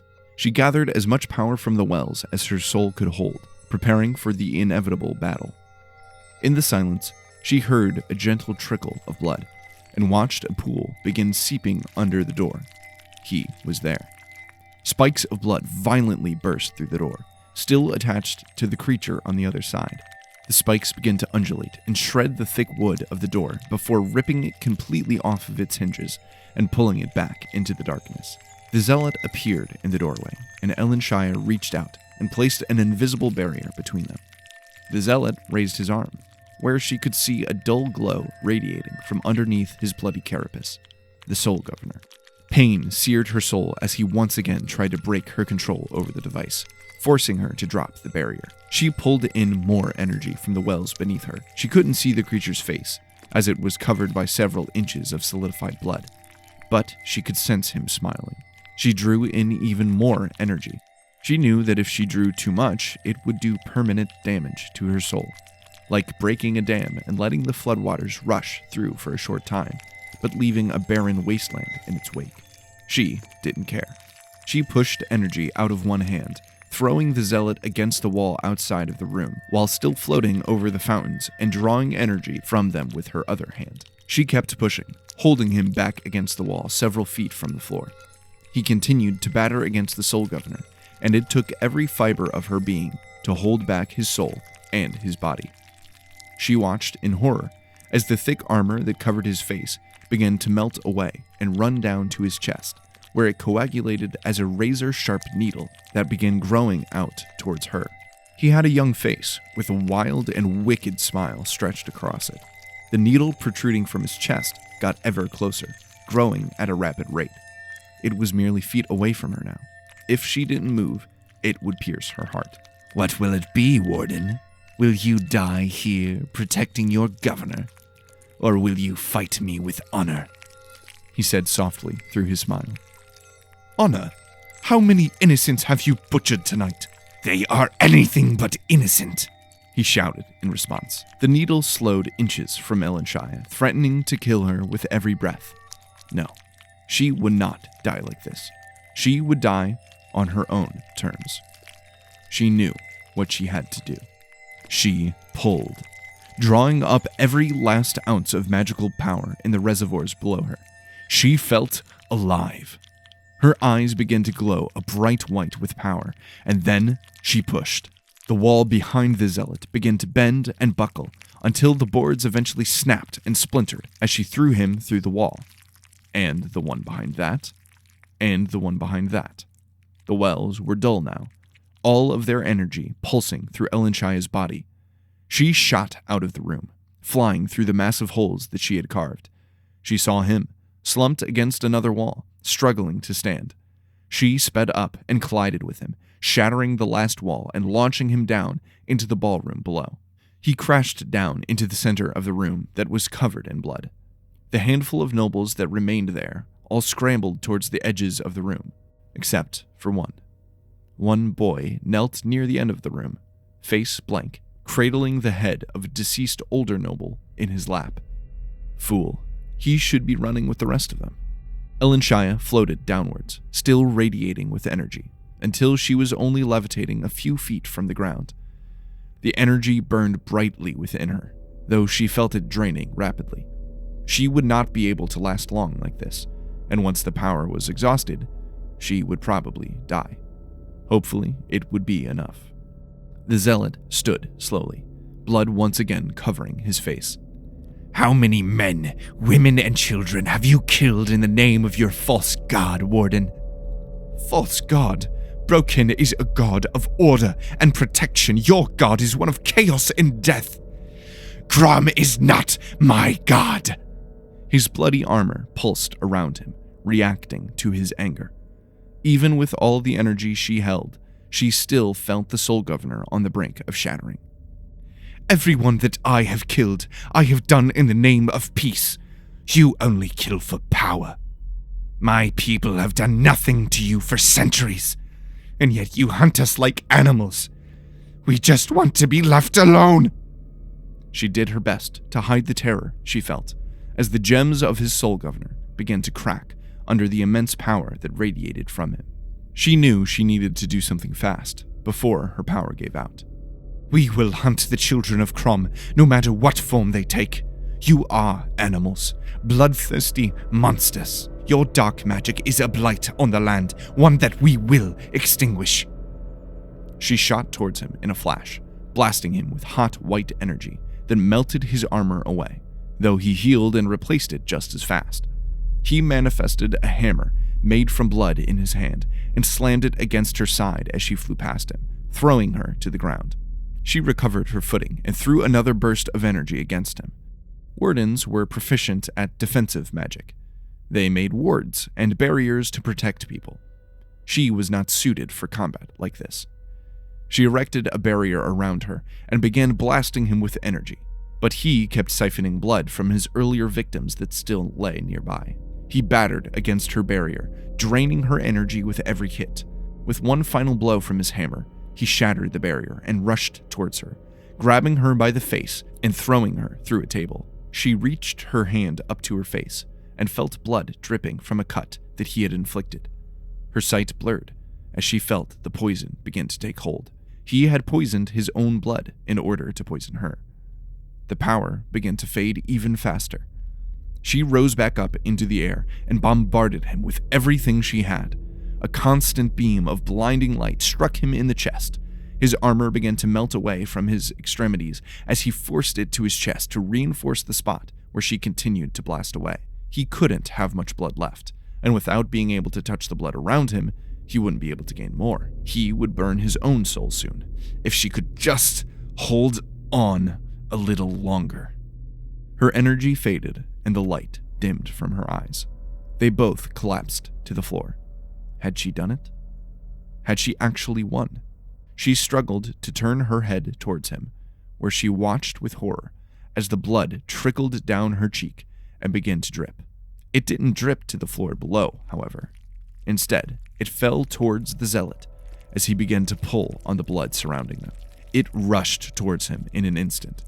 He rose up several feet from the ground with blood flowing around him violently.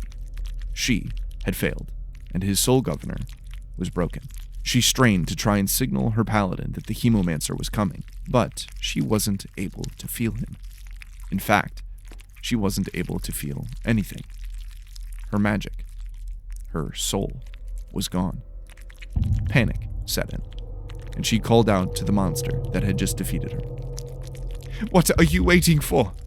Do it! Kill me! He simply stared at her as the reality of her situation fully sank in. Please! Finish it! You can't leave me like this, please!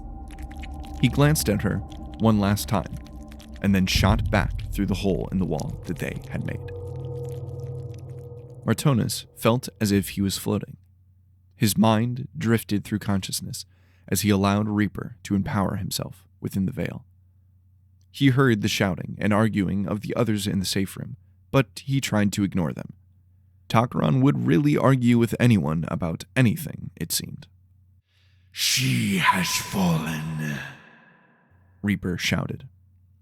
She underestimated him. What do we do now? We wait. A loud thud battered against the door, which caused the rest of the inhabitants to quiet, which Martonis welcomed. Another thud pounded against the door, and the guards and one remaining paladin took up defensive positions around Takran. Martonis felt a pang of guilt for what was about to happen next, but it was the simplest way to handle this situation. He had never let his conscience get in the way of doing what was necessary before, and he certainly was not about to start now. The door exploded, sending shrapnel and blood flying into the room. Martonis looked towards the hired guards, watching as blood began to pour out of their faces and rush towards the now open door. So the zealot was a fourth aspect hemomancer. Interesting. The mercenaries all collapsed lifelessly to the floor. The paladin set his foot and let out a war cry as he tried charging towards the door. He only made it a few steps before he collapsed, choking on his own blood. His face began to swell and bulge as the zealot twisted and poisoned him. He shot a look of betrayal towards Martonis as he sat in the corner. He sincerely felt bad for the paladin. He was just doing his duty. Now, only Takran remained. The zealot finally entered the room and walked directly up to the governor. He no longer wore armor, but thick columns of blood swirled around him. Do you know who I am? Takran asked in fear. Do you know who I am? The zealot responded. I am death. Martonis watched in amazement and mild amusement as Takran exploded, spikes of blood ripping him apart from the inside, fully obliterating him until all that remained was a pink mist. Martonis began clapping slowly as he stood. The zealot turned in surprise. That was quite a show, I must say. The zealot reached out his hand towards him, most likely attempting to do something terrible to his blood. He slowly lowered his hand in uncertainty. I cannot feel your blood. Well, it's cursed, so. Ah, you're sanguine. No. Phaedon. Close enough. Did you kill the girl? Not yet. She burned out her soul, yet she survived. An impressive feat. Her blood is useless to me now, though. Plus, I wanted her to suffer. Losing one's soul can be very traumatic for someone as entitled as her. Indeed. So, why are you doing all of this? I get why you killed the governor, but is there any way I can convince you to leave the rest alive? Do you really think you're in a position to bargain? I do, actually. How many innocents have to die before your thirst for revenge is quenched? Innocence? You all think you're so morally right, and just because someone has never drawn blood that they are innocent. Who defines innocence? How many innocents have you killed? More than you. More than I can remember. Even if I wanted to. Then you are no better than me. Probably not. And weirdly enough, I think we're actually working for the same people. Let's all just go home. You got your revenge, I got some olives and cheese. We can all leave happy. Kind of. You mistake me for some mere assassin. Fine. You pleased your god or whatever. Let's go. Crumb is not my god. Sorry, I guess that's a sore subject for you. So there's no way to talk this out? I think not. You seem like an honorable person. It brings me no pleasure to kill you. Me? Honorable? Hardly. And it brings me no pleasure being killed by you either, but here we are, I suppose. Are you ready? I am. Sorry, I wasn't actually talking to you. Ready. Reaper materialized fully in front of Martonis, standing several heads above both of them, eyes blazing with otherworldly energy. Martonis smiled as he watched a pang of fear strike across the zealot's face. Armor once again formed over the zealot, and he charged towards them.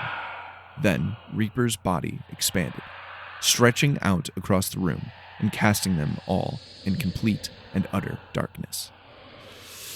Welcome to the Vale. Dalen finally looked up from Henley's face, trying to take in the aftermath around him. Part of him was hoping that he would be killed in the carnage. It would have been simpler than having to deal with whatever was left of his life now. The ballroom was now empty of living people. Those few that had survived the initial bloodbath must have fled into the back halls. All except one. In the middle of the room knelt a tall, dark woman, wearing ornate warden's robes.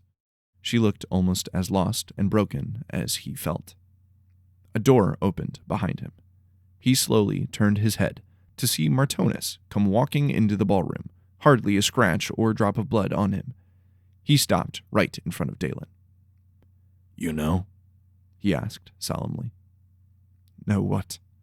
That my entire life is a lie.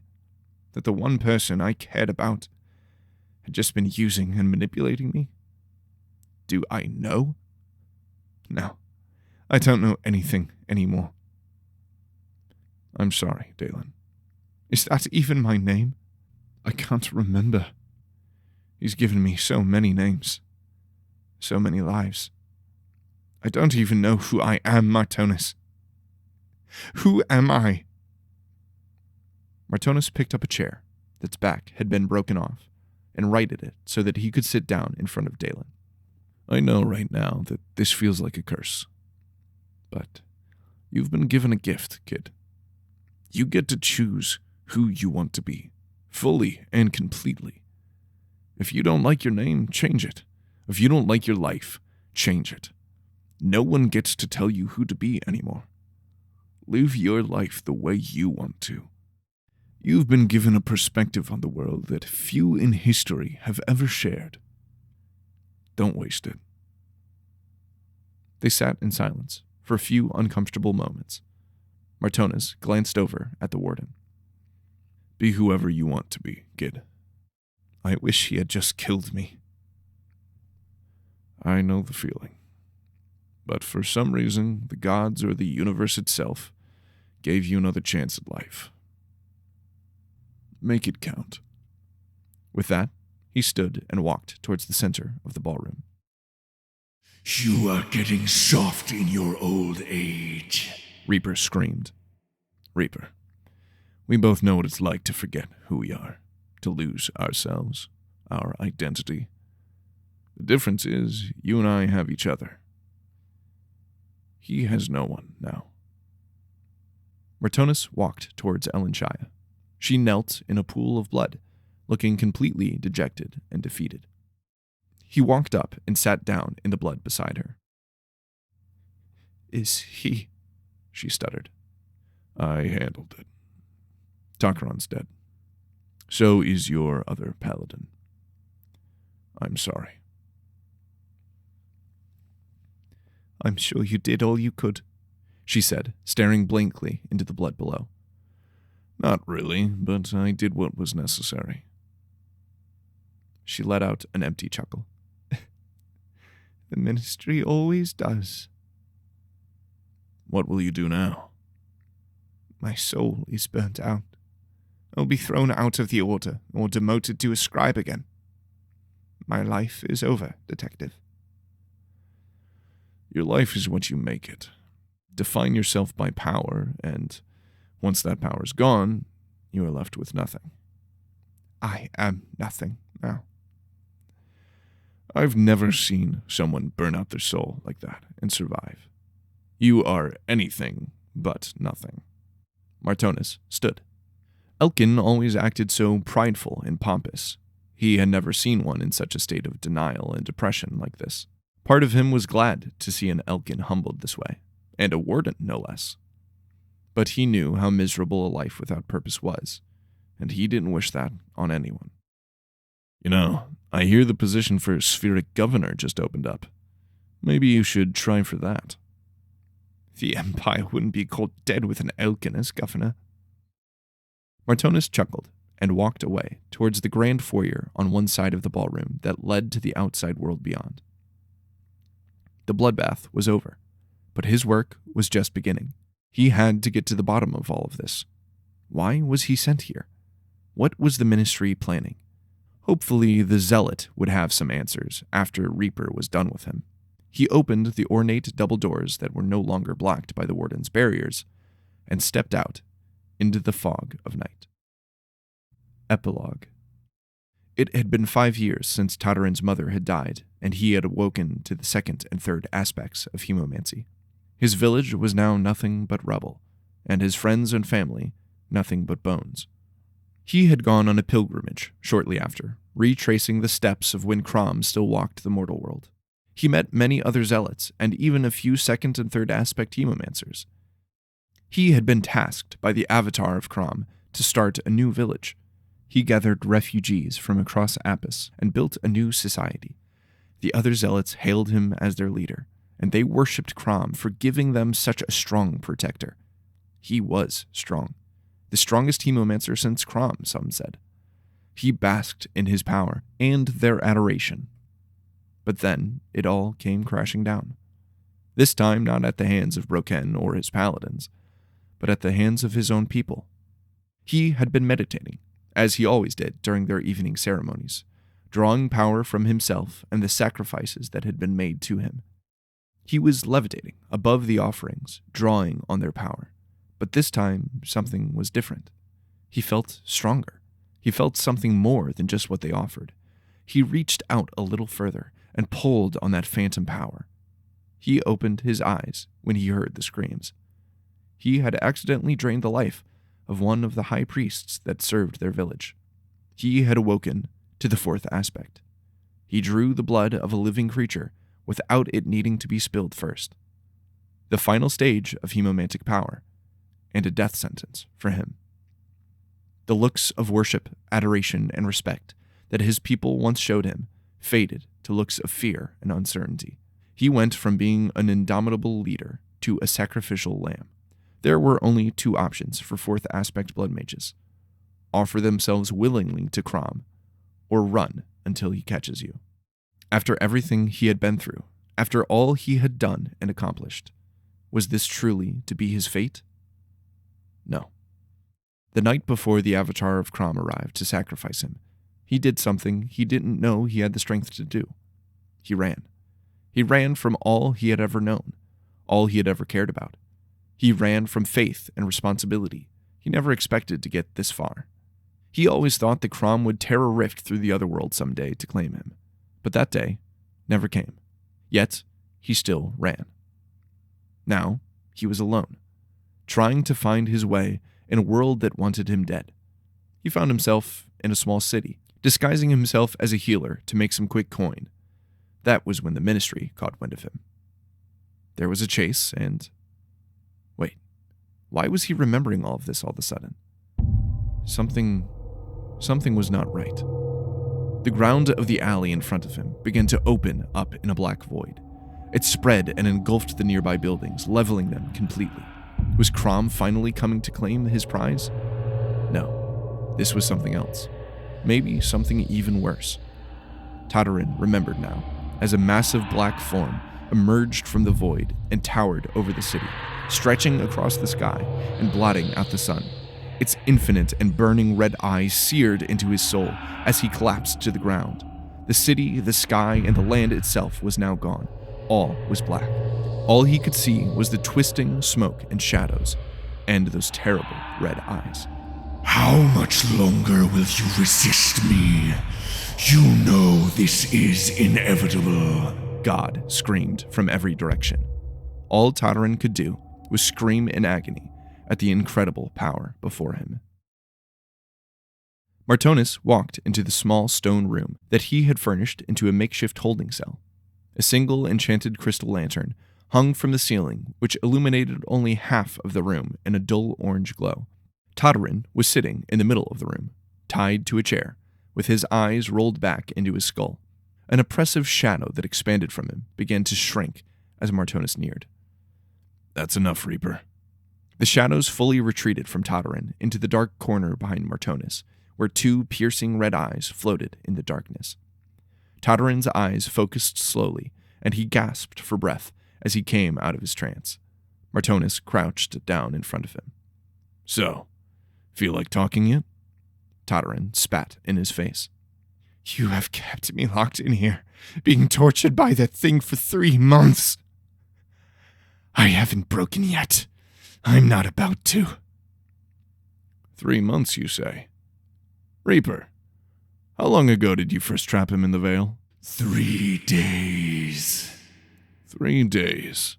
And yet you only feel like you've been here for 3 months? I guess he's taking it easy on you. I'm merely warming up. I don't want to break him too quickly. Tatarin's head fell, his eyes bulging wide from shock and dehydration. What do you want to know?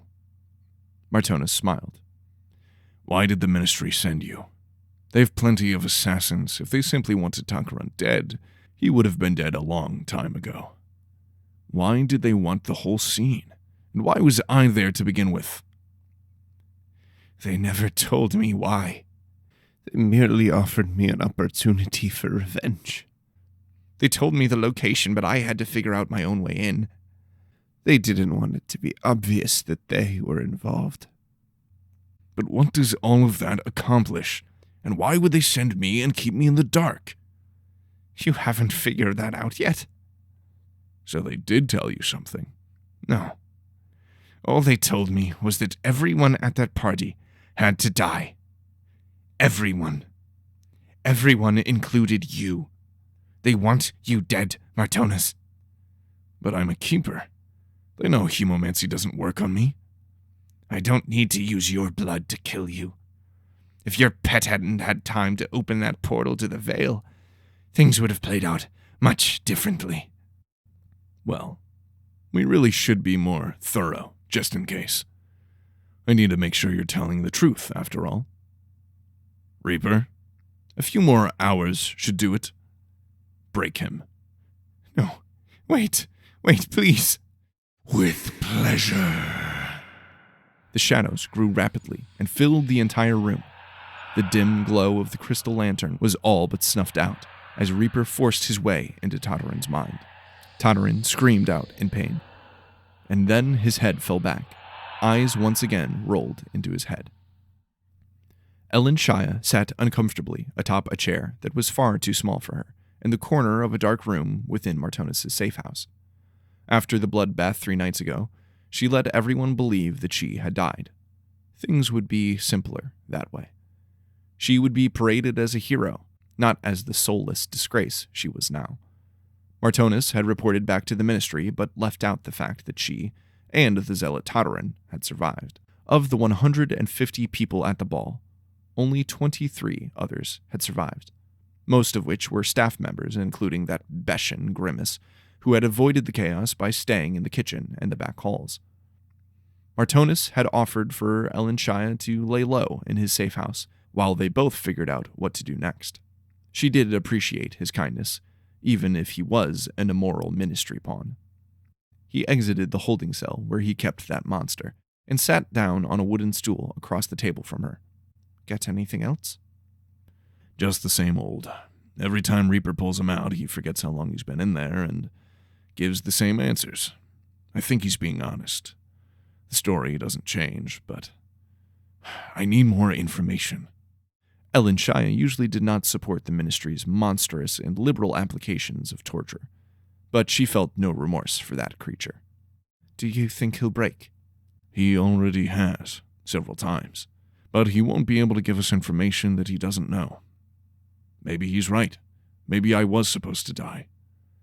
Keepers don't really get to retire. They either die in duty or what?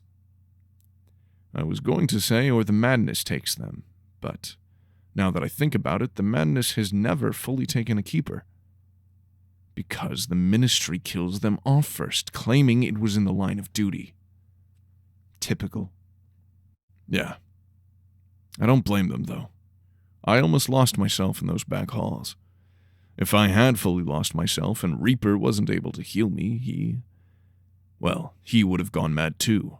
Then we would have had an unbound Phaeton rampaging through the streets. I'm a liability. But at least for now, I've proved my resolve. I doubt they'll try again anytime soon. Unless it gets bad again. You're all delusional. Maybe. But we get the job done. Most of the time. They sat in silence for what felt like an eternity. Martonis finally broke the silence. So, what's your plan? I mean, you're welcome to stay here as long as you want, but I figured you wouldn't want to stay in this musty safe house the rest of your years. You probably got at least a few decades left, right? A few. I suppose I'll just go home.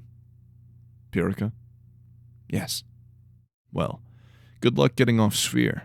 Things are locked down pretty tight right now after the governor was killed. I have some smuggler contacts if you need. Your questionable contacts will not be necessary. The Elkin have a henge gate in Greatwood. I thought you said your people didn't get along well with the normal Elkin. We don't, but they will not deny me passage. Well, I wish you the best, sincerely, and I hope you find purpose again, whatever that may be. Thank you, Martonis. With that, she stood, her head stooped slightly to avoid bumping the ceiling. She raised the hood of the nondescript cloak that she now wore over her tattered warden garb and headed out into the night. Dalen sat across the table from the 2 clerks that had been hounding him since he returned here after the bloodbath. He came here because it was the only place he really knew. Mortimer Henley's estate. Henley wasn't a real surname, nor was it an actual noble house, but that didn't stop Henley from convincing everyone else otherwise. Everyone who worked for him was devastated at the news. Dalen didn't care. He just wanted to disappear. He had no intention of staying here. He just wanted to gather the few items that he owned and leave. It turned out he owned more than he thought. A lot more. You see, Master Dalen, Lord Henley had no direct heirs or living family members. We know that your relation with him was unique, but you are the only person mentioned in his will. His will is not complete, of course, as it seems Lord Henley was not planning on dying anytime soon. However, as the manager of his estate, I have elected to transfer all of his assets to your name. Master Dalen, are you listening?" He was not. Not really. He didn't want Henley's wealth. He didn't want anything else to do with him. But here he was. "You are now the 10th most wealthy person on Apis." The other clerk mumbled something under her breath. 11th, my apologies. Tokron's wealth just passed to his 2 sons, who were already quite wealthy. Leave me. My lord. Don't call me that. I'm no one's lord. Now leave. Please. Of course, my... Sir. The 2 clerks scurried out, leaving Dalen alone at the table in the corner of his small room. Now not only did he have to find purpose and meaning and figure out what to do with his life, he also had to find a way to get rid of all of Mortimer Henley's money. And boy, there was a lot of it. Orphan, beggar, philosopher, politician. Dalen didn't know who he was anymore. He didn't know if he wanted to live anymore. By Broken, he didn't even know all the things that he didn't know anymore. But for as strange and mysterious as he was, Martonis was right. Dalen was given a unique gift, and with it came an impossible choice. The much easier choice being to let the past, or lack thereof, consume and destroy him. Or to choose a new path, and make a new name for himself in the world. He didn't know which he would choose yet, but he would be lying not to admit that the possibilities excited him. His life may have all been an illusion, but now it was his, and his alone. Who would he become? The end of Bloodbath. Thank you for choosing to listen. This has been an Akron VA production in association with Woad Digital. Bloodbath was written, directed, voiced, and edited by James Victor. Bloodbath was so much fun to create. It opened up my eyes to the world of verbal storytelling. It's set in the world, or rather worlds, of Apotheosis, which is a universe that I've been building for years now. It spans multiple planets, several extraplanar worlds, and eons of time. Bloodbath is just a small taste of what is to come. I wrote Bloodbath for the sole purpose of being a compact and short story that doesn't contribute too much to the overall narrative of the universe, as a way to just start creating something and not getting too caught up on how it affects the rest of the world. But as I wrote, it took on a whole life of its own, and I really fell in love with the characters, and I hope you did as well. There will be plenty more stories to tell within Apotheosis, and I can't wait to share them with you. I'm sure characters such as Dalen and Martonis will appear in others too, even though they weren't my first creations within this world. They were the first that I have shared, and they will always hold a special place in my heart because of that. If you enjoyed the story, I would really appreciate it if you leave a like and a comment, and if you want to stay up to date with other stories that I will be releasing, feel free to subscribe. Thank you again so much for listening and following along with this journey. It really means the world to me, and if you decide to listen to my stories in the future, then I will see you in the next one.